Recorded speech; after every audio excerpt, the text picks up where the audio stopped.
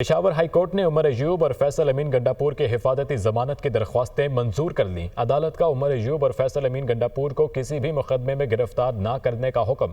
عدالت نے عمر ایوب کی حفاظتی ضمانت 18 فروری تک منظور کر لی۔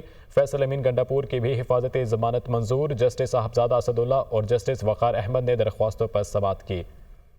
عدالت نے عمر ایوب کی حفاظتی ضمانت 18 فروری تک منظور کر لی ہے۔ ذیشان کاکا خیل ہمارے ساتھ موجود ہے، اس بارے میں تفصیلات ان سے لیں گے۔ ذیشان، آگاہ کیجیے گا۔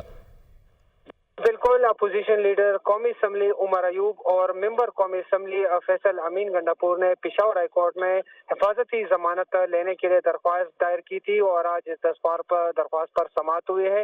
سماعت جو ہے جسٹس صاحبزادہ اسداللہ اور جسٹس وقار احمد نے کی۔ عدالت نے دونوں رہنماؤں کی جو درخواست ہے اسے منظور کر لیا اور دونوں کو جو ہے حفاظتی ضمانت دے دی 18 فروری تک۔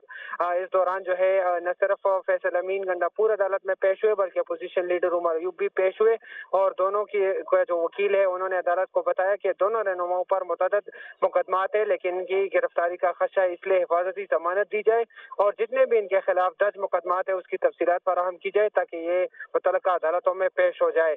عدالت نے حفاظتی ضمانت کی درخواست منظور کر لی اور کسی بھی درج مقدمے میں گرفتار نہ کرنے کا حکم دے دیا۔ ٹھیک ہے ذیشان، بہت شکریہ آپ کا۔